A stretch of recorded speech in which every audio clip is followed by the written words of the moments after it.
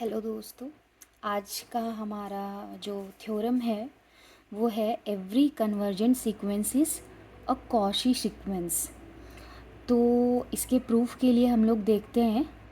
तो हमको क्या दिया हुआ है कि जो हमारा सीक्वेंस एसएन है, एसएन जो हमारा सीक्वेंस है वो क्या है, कन्वर्जेंट सीक्वेंस है।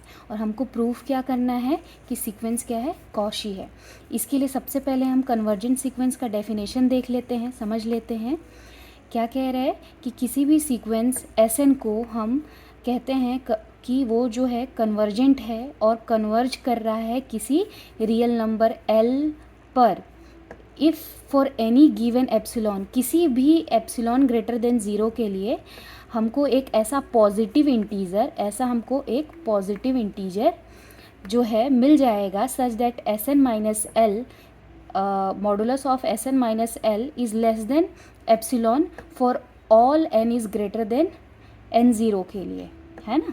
और इस एल को हम क्या कहते हैं, लिमिट ऑफ अ सीक्वेंस कहते हैं।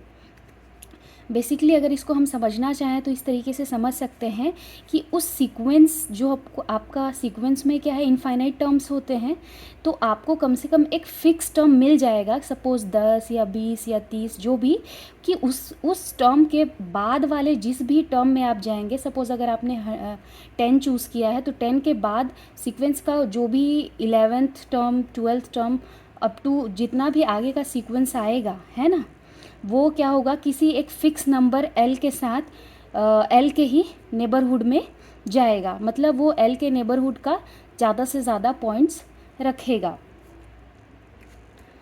अब देखते हैं, क्योंकि एस एन क्या है, कन्वर्जेंट है, तो हम बाय डेफिनेशन हम जानते हैं कि limit N tending to infinity S N is equals to क्या है, एल है। दूसरे शब्दों में हम इसको कैसे लिख सकते हैं, modulus of S N minus L is less than epsilon. वहाँ पे एप्सिलॉन था, हमने इसको एप्सिलॉन डैश कर दिया है। इससे कोई भी फ़र्क नहीं पड़ेगा हमारे डेफिनेशन में, क्योंकि यहाँ भी हमारे एप्सिलॉन डैश का मतलब क्या है कि किसी भी पॉजिटिव रियल नंबर से ही है। तो मान लेते हैं n is greater than N zero. अब क्या है, क्योंकि ये हमारा कन्वर्जेंट है तो हम कोई दूसरा पॉइंट भी ले सकते हैं एन ज़ीरो से बड़ा, सपोज़ वो m है, तो उसके लिए भी हमको ये इक्वेशन हमको मिल जाएगा कि S M minus L, modulus of S M minus L is less than epsilon dash for all m is greater than equals to N zero.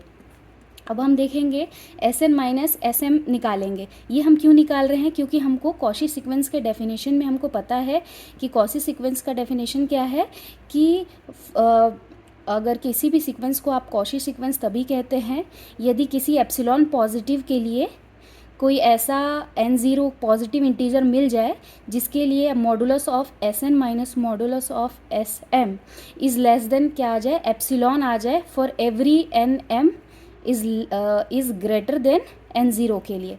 तो हम अब इसकी वैल्यू फाइंड आउट करके देखते हैं। S N minus S M, यहाँ पर तो हमने प्लस और माइनस एल कर दिया है, जिससे वैल्यू में कोई फ़र्क नहीं आएगा। अब हम इनइक्वालिटी का यूज़ करेंगे, मॉड की प्रॉपर्टी से ये हमारा हो जाएगा।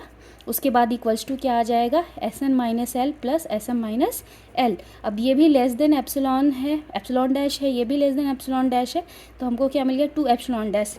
इस तरीके से हमारा जो वैल्यू है वो क्या आ गया, S N minus S M modulus of S N minus S M is less than epsilon for every N M is greater than N zero. यही है हमारा कॉशी सीक्वेंस का डेफिनेशन। तो इस तरीके से जो सीक्वेंस है हमारा वो क्या हो गया, कॉशी हो गया, हेंस प्रूव्ड।